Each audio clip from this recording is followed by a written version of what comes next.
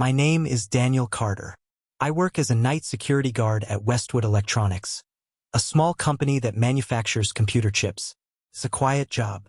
Most nights, I sit in the control room watching the security cameras, making my rounds every few hours, and drinking way too much coffee to stay awake.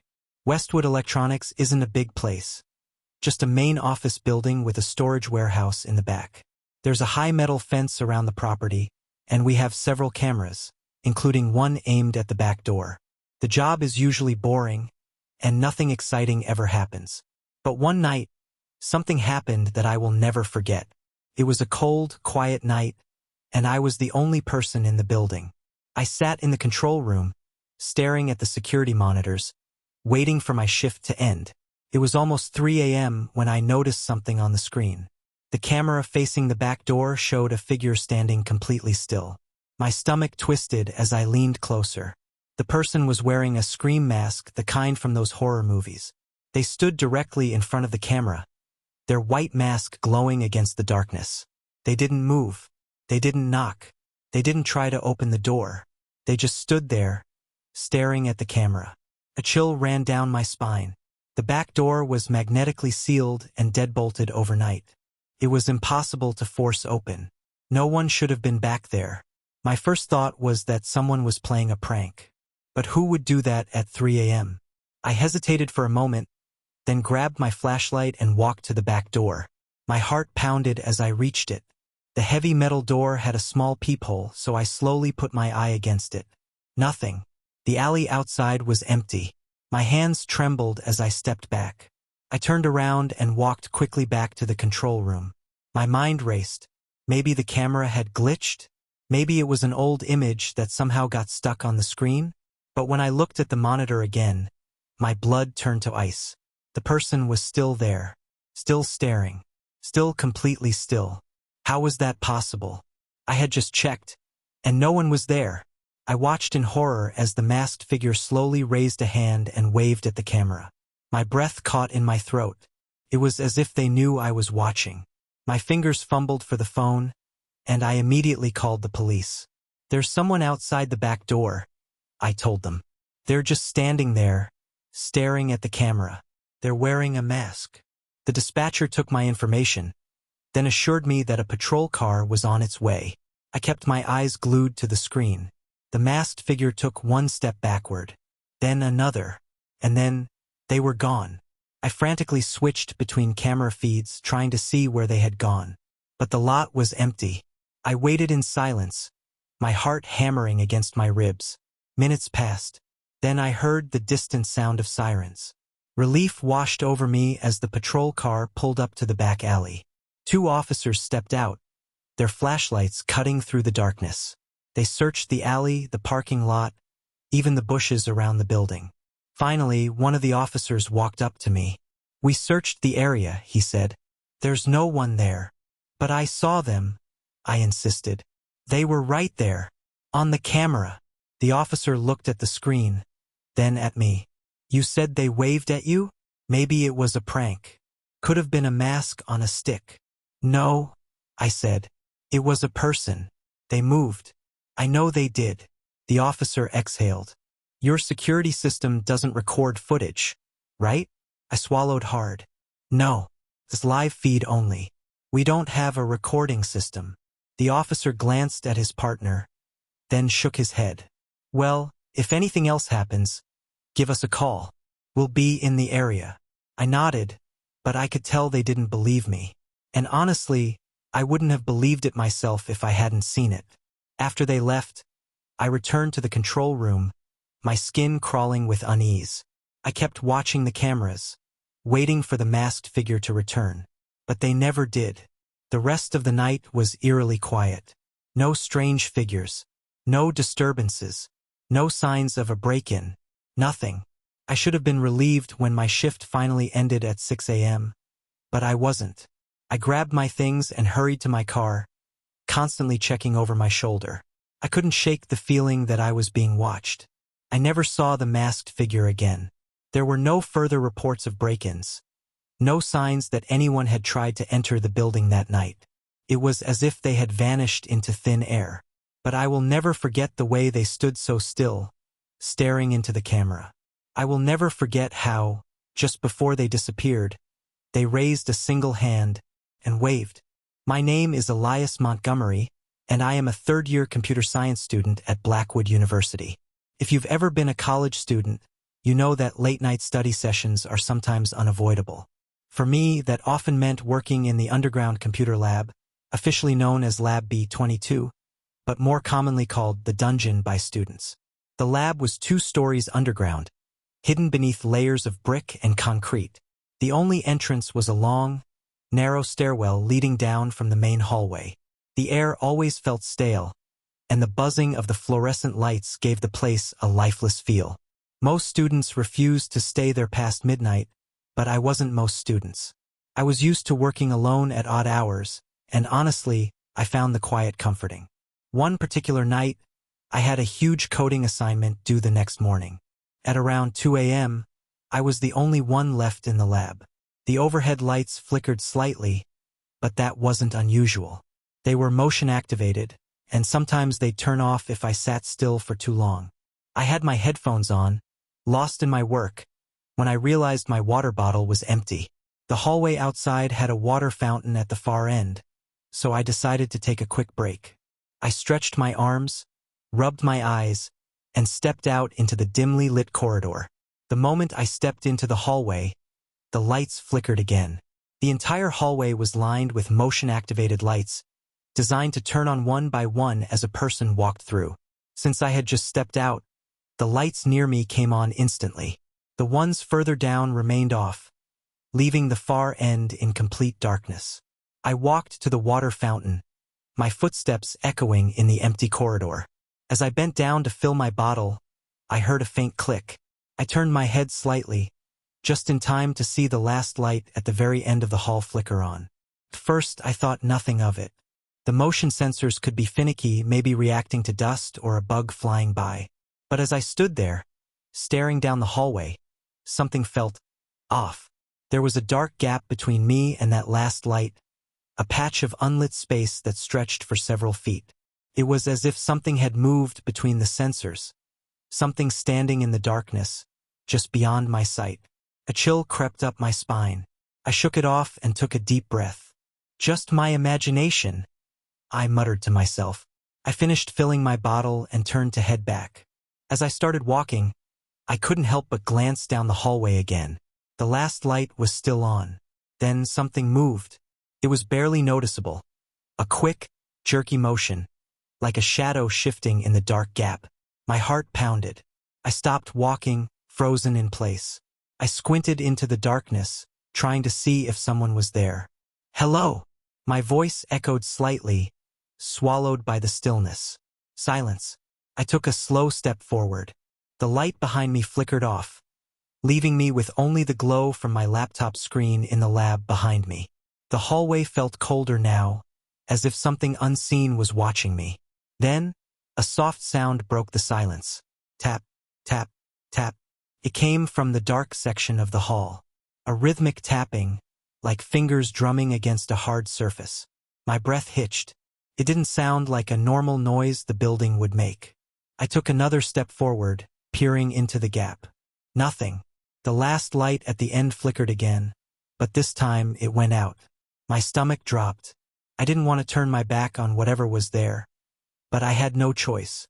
I spun on my heel and started walking, fast. My shoes squeaked against the polished floor. My pulse pounded in my ears. Then I heard footsteps. Not mine. They were soft, almost careful, as if someone or something was trying not to be heard. But I heard them, and they were getting closer. I broke into a run. My heart hammered against my ribs as I sprinted toward the lab door.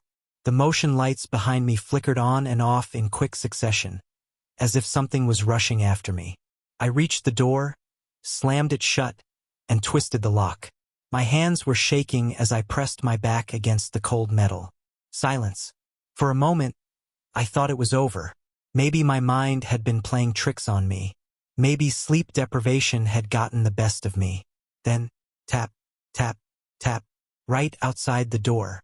I stared at the handle, my breath caught in my throat. The tapping was slow, deliberate, right against the metal door. I could hear the faintest sound of breathing, just beyond the threshold. I backed away, nearly tripping over my chair. The computer screen cast an eerie glow across the room, and I grabbed my phone with trembling hands, dialing campus security. The ringing felt like it went on forever. Finally, a voice answered. "Campus security. There's someone outside the computer lab door," I whispered. "In the basement. I think they followed me." A pause. "Lab B22? Yes." Another pause. Then the security officer spoke again, his voice tense. "Stay where you are. Lock the doors. We're on our way." I didn't have time to ask why he sounded so serious. The tapping had stopped. The silence stretched, heavier than before. And then, the doorknob turned. The lock held. I stared at the handle as it rattled once, then twice, then nothing. A minute passed, then two. The air was thick with anticipation, my pulse erratic. I didn't dare move. Finally, I heard hurried footsteps coming down the stairs. A muffled voice called out, "Campus security, open up." I hesitated, then unlocked the door. Two officers stood there, flashlights in hand. One stepped inside while the other checked the hallway. "There's no one here," the officer outside said after a moment. I stepped out cautiously, my legs shaky. The hallway was empty. The last light at the end was still off. "Did you see them?" I asked. The officer inside the room gave me a strange look. "No, but you're not the first to report something down here." They walked me upstairs and I left campus immediately. That night I barely slept. The next day, I told my professor what happened. He didn't seem surprised. "The dungeon?" he said with a dry chuckle. "Yeah, there are stories about that place. People hear things, see things. But security never finds anyone." I never went back to that lab alone again.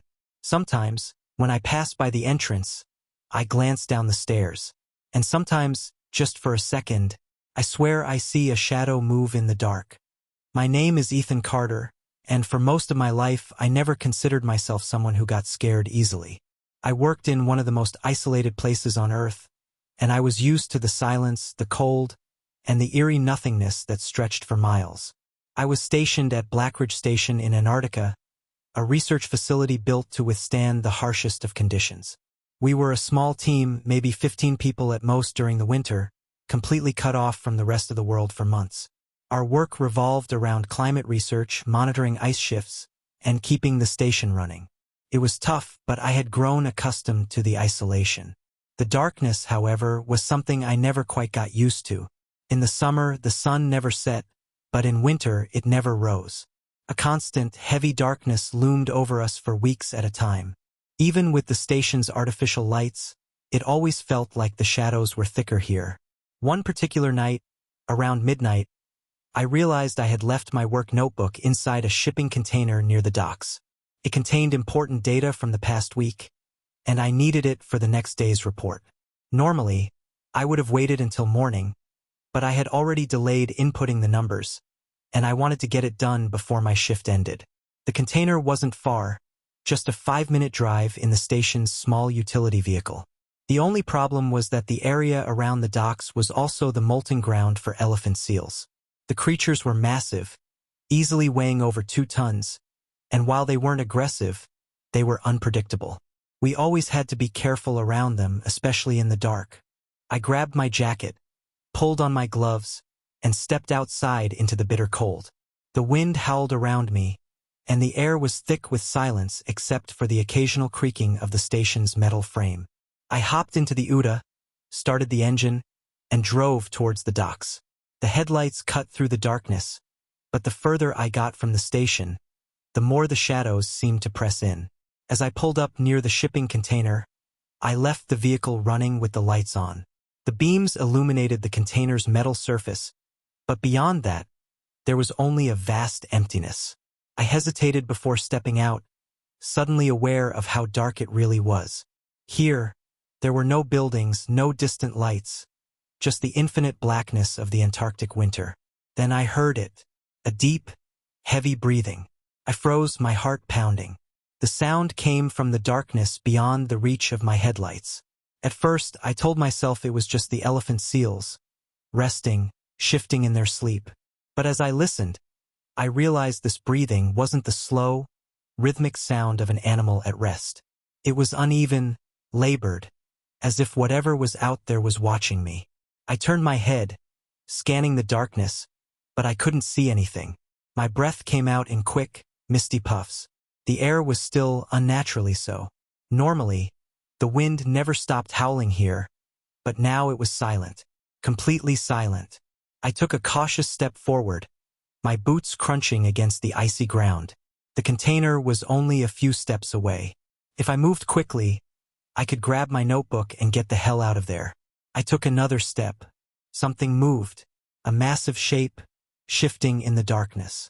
I stumbled back, my heart racing. The headlights only reached so far, and whatever was beyond them was moving. It was big, too big to be a seal. The breathing grew louder, closer. My instincts screamed at me to run, but my legs felt frozen in place. I strained my eyes, trying to make out a shape, but the darkness was too thick. Then suddenly I saw them, two pale eyes, reflecting the light from my vehicle. They weren't animal eyes. They weren't the dull, lazy gaze of an elephant seal or the sharp, alert glint of a predator. These eyes were wide. Human. I gasped, taking a step back. The figure stood just beyond the reach of my headlights, barely visible in the shadows. It was tall, unnaturally tall, its body impossibly thin. The eyes remained locked onto mine, unblinking. I wanted to shout, to demand who they were, what they were doing here in the middle of nowhere. But my voice caught in my throat. My mind raced. No one was outside at this hour. Everyone was accounted for at the station. And even if someone had wandered out here, they would have needed a vehicle, heavy gear. This person, they had nothing. Just pale skin and those horrifyingly empty eyes. I took another step back, reaching for the truck door. My fingers fumbled against the handle, but I didn't dare take my eyes off the figure. Then it moved. Not like a person, not like an animal. It jerked forward in a way that sent ice through my veins. 1 second it was standing still, the next it was closer. I hadn't seen it move, I had only blinked. My hand found the door handle. I yanked it open and threw myself inside, locking the doors. The engine was still running. I slammed the gear into reverse, my foot hitting the pedal hard. The vehicle lurched backward, tires skidding against the ice. For a split second, my headlights caught the figure fully. It was wrong. Its limbs were too long, its head tilted at an unnatural angle, and its mouth, God, its mouth, was open far wider than it should have been, as if it was silently screaming. I didn't wait to see more. I spun the Uda around and sped back to the station, my hands gripping the wheel so tightly they ached. The headlights cast long shadows across the ice, and I kept glancing in the mirrors, half expecting to see that thing chasing after me. By the time I reached the station, I burst through the doors, gasping for breath. My colleagues looked at me in confusion, but I couldn't bring myself to speak. How could I explain what I had seen? Who would believe me? The next morning, when the sun still refused to rise, I looked out towards the docks. There was nothing there. No footprints, no sign that anything had ever been there the night before. The shipping container stood exactly where I had left it, my notebook still inside. I never went back for it. To this day, I don't know what I saw. Maybe it was just my mind playing tricks on me. Maybe the darkness had twisted my fears into something tangible. But sometimes, late at night, when I step outside and look out into the black void of Antarctica, I swear I can still hear that breathing. And I know I was not alone.